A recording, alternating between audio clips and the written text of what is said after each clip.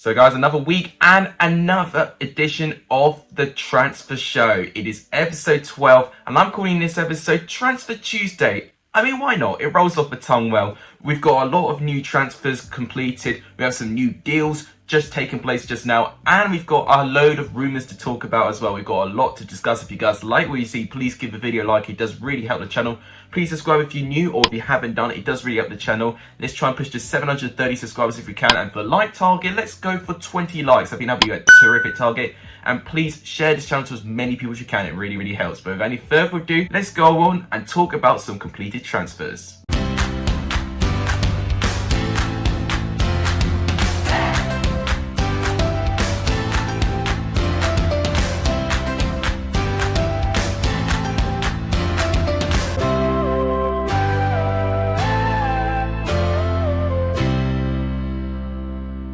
The first transfer that was completed literally within hours after my last transfer show was Adam Reach to West Brom. Obviously, he left Sheffield Wednesday. He wasn't too effective for Sheffield Wednesday in the past couple of seasons he's been with them.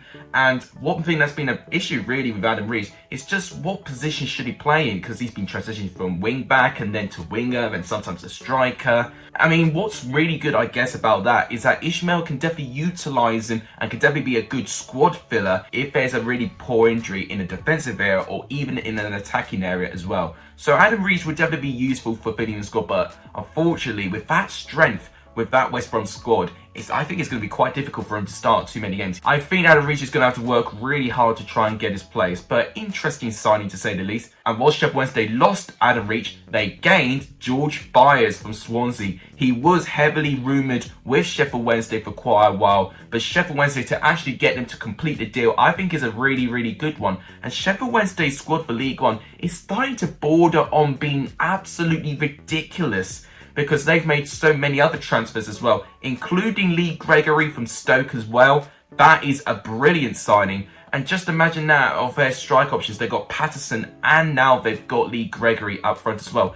And they've extended Josh Windas's contract literally within minutes before this recording. So they've got an abundance of attacking options. So Sheffield Wednesday, I think, will definitely be gunning to get back into the Championship for the first time of asking. Another move from the Championship to League One, we go to Rarmani Edmonds-Green. He has left Huddersfield Town to join Rotherham on a loan deal. I think that's a good signing for Rotherham. I've seen Edmonds-Green, especially near the tail end of last season with Huddersfield. He scored in the final day of the season for Huddersfield Town.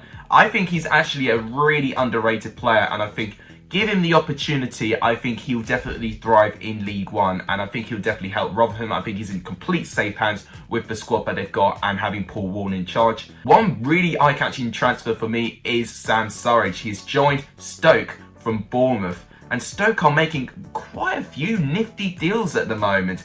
Of course, Sam Surridge scored on his debut as well within literally 10 minutes of him being substituted on, which is even more amazing. And to already have 1 game and 1 goal ratio, it's already very, very encouraging. And hopefully, maybe he could be the piece of the puzzle that can really elevate Stoke to that next level, who have been an underperforming side in the Championship for quite a few number of years now. We'll see if Stoke can eventually turn a corner. We'll go back to Sheffield Wednesday. I've almost forgotten they've made another transfer as well from the Championship. Marvin Johnson. Now, that was announced on the same day when they got GREGORY. To get Johnson and GREGORY, I think both in itself are absolutely incredible signings. Johnson in that position in the pitch for what he's tend to be used to, especially in that midfield.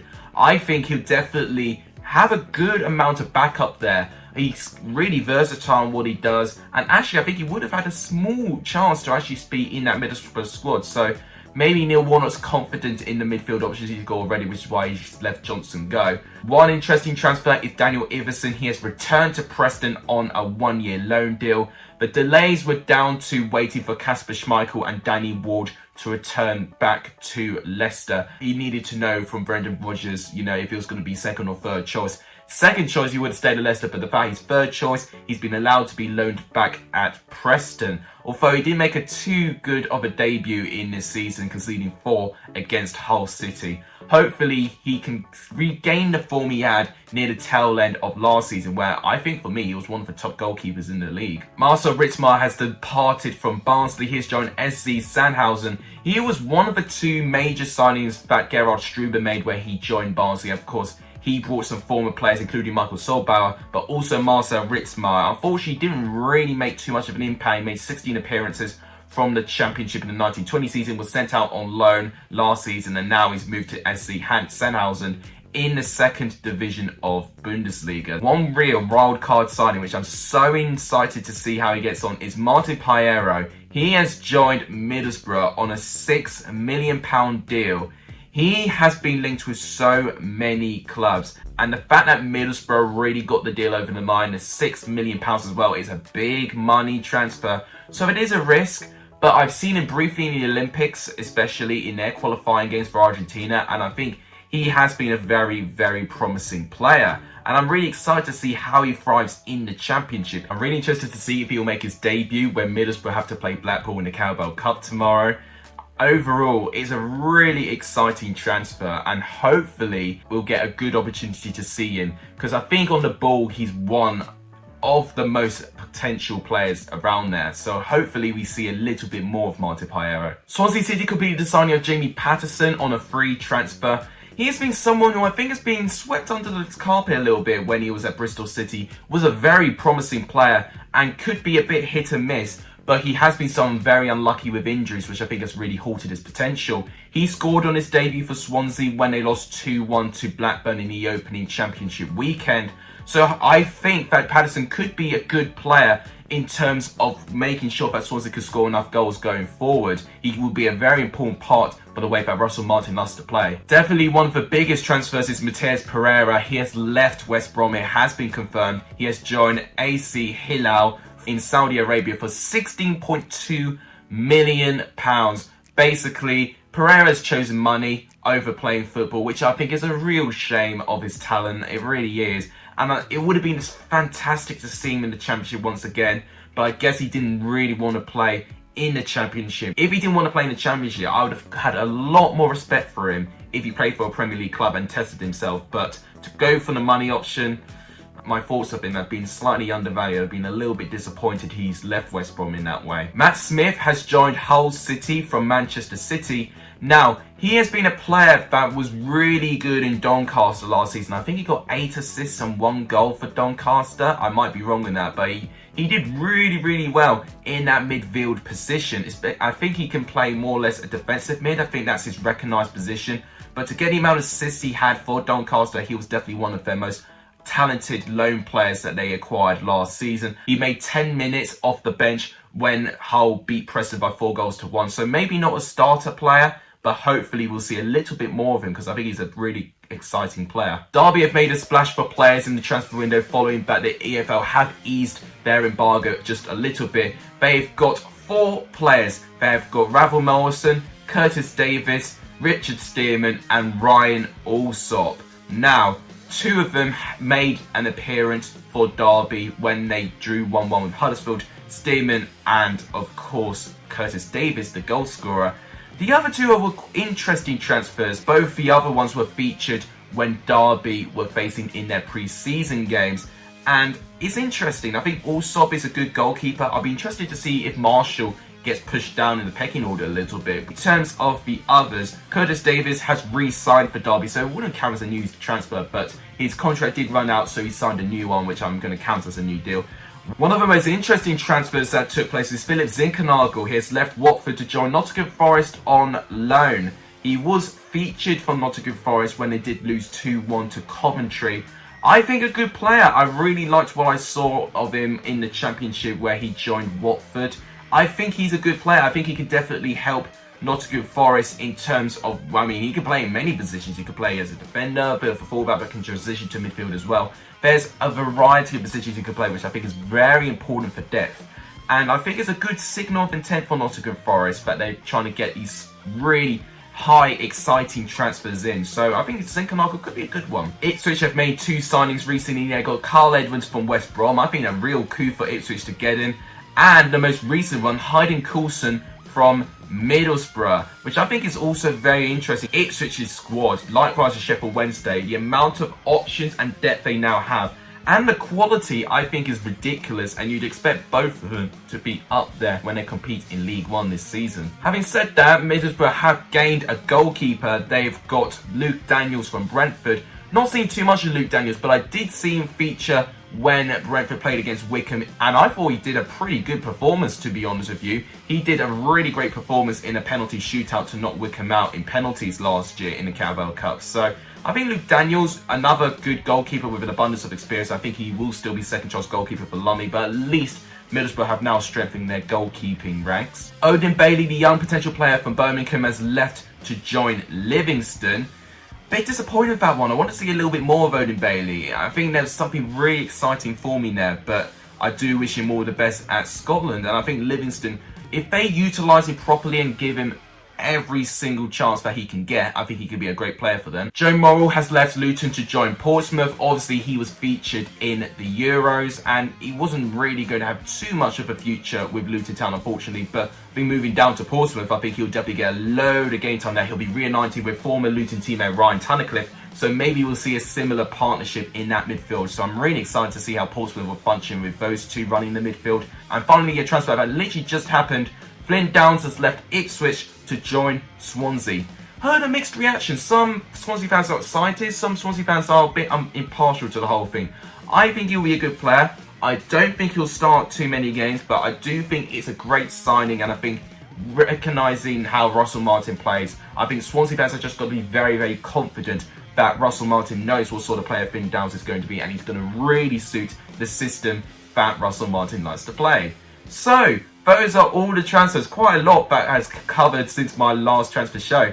Now we've got 10 rumours to discuss. The first rumour goes to Scotland. We're going to talk about Ryan Hedges of Aberdeen. Well, we've been told they've rejected a £500,000 bid for a championship club. That is $500,000, which is quite insane for Aberdeen to reject a bid like that. Now, we've been hearing that Middlesbrough and Blackburn are the two teams that were last interested. Now, based on the amount of money Middlesbrough have spent already, I think they've got to be a little bit careful. I mean, it could be them really wanting to attack the season and get a big amount of backing to Neil Warnock. But remember, we've seen it before with clubs. If they do overspend, EFL will go knocking at their door and start giving them a couple of hefty fines or some potential transfer embargoes. So if it was Middlesbrough, you know, they'll be treading on thin ice at this rate. But if it's Blackburn, who've not spent a single penny, then it wouldn't really surprise me, to be honest. And for the fact that they're going to lose someone attacking like an Adam Armstrong, maybe getting someone like him in, I think could definitely help their squad. West Brom have been linked with 2 strikers very recently. The first one being Andre Gray. Now, they've already made 3 signings. West Brom, of course, Alex Moa, Matt Clark, and the one I talked about just now, Adam Reach. So Andre Gray would be their 4th signing if they can get that over the line. Now, they have lost experience. They've lost Pereira, of course, Gibbs, Hegazi, of course, Austin, who's now joining QPR permanently, so maybe Andre Gray could fill into his position. I think it'd be an eye-catching signing, but I don't think he set the world alight. I think he would still be fighting competition to be the striker. I think Callum Robertson will still be up there. Carlin Grant, of course, they've still got in their squad. They've got Kenneth Sahor, of course, in their squad. So it's going to be difficult for West Brom to, you know, get a 3rd striker and, you know, please him, you know. And I think Andre Gray, based on the poor scoring record he's had, you know, and I know he's recognised it, I just don't think he's going to be someone who's going to be starting every single game. So could be a bit of a risk, that one. But one transfer which I don't think will be a risk at all, which I think would be almost ridiculous at this stage if they get him back, is that Ishmael is trying to reunite Daryl DK to West Brom. Now, the 21-year-old was impressive for Barnsley when he joined Ishmael last time.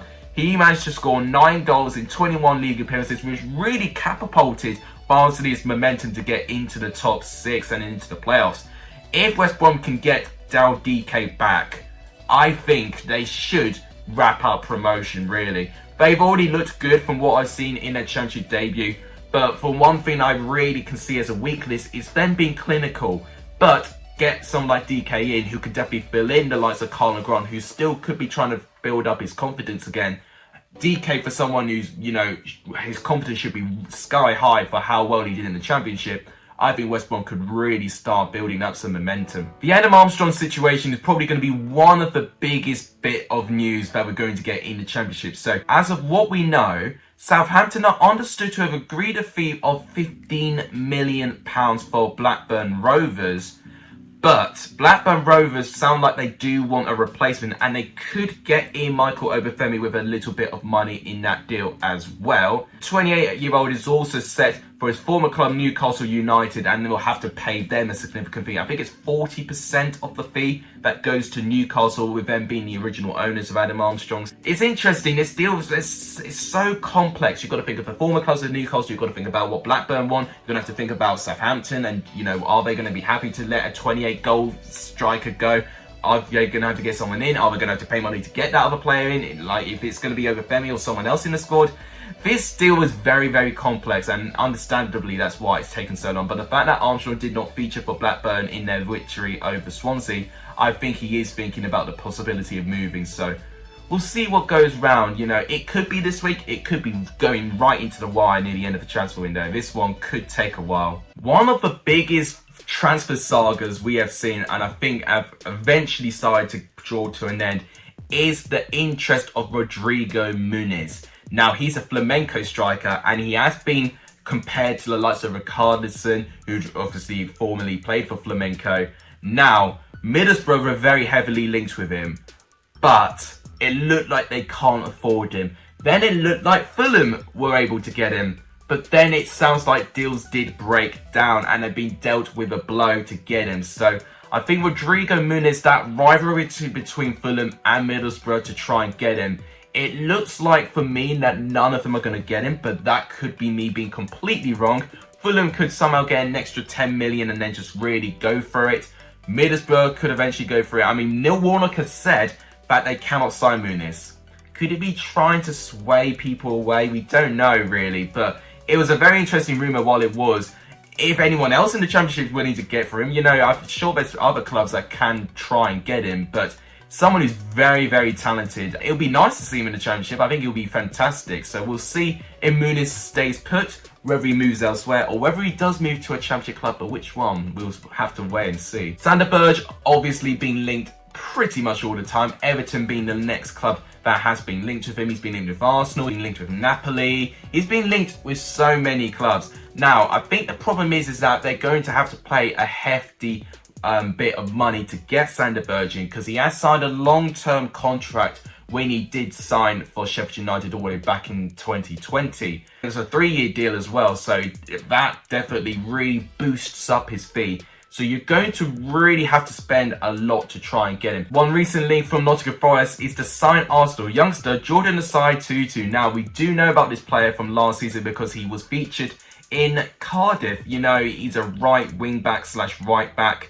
Now, he did look good for what I've seen him, but it was very unfortunate that he missed a good 25 to 30 games last season due to injuries. He made 9 appearances for Mick McCarthy in total, and he did look really, really good and was a really good part in their back line. So I think if Nottingham Forest get him, I think he'll be a great defensive option. But one thing that I really liked about Asai-Tutu as well is his crossing. And I think that one attribute will really improve Nottingham Forest attacking wise as well. And then going forward, Nottingham Forest need all the help that they can get. Maybe Asai-Tutu's pin perfect crosses is exactly what Nottingham Forest need to try and improve their luck going forward. Our penultimate rumour is on another defender, and it's Ben Davies. Now, Sheffield United still very interested in signing the Liverpool defender, and I think everyone, myself included, feels really bad for Ben Davies. He's been promised that he was going to make a pretty important role getting Liverpool. You know, they paid a good sum of money to get Ben Davies in, maybe just a little bit under his value for what Preston think of it, but it's still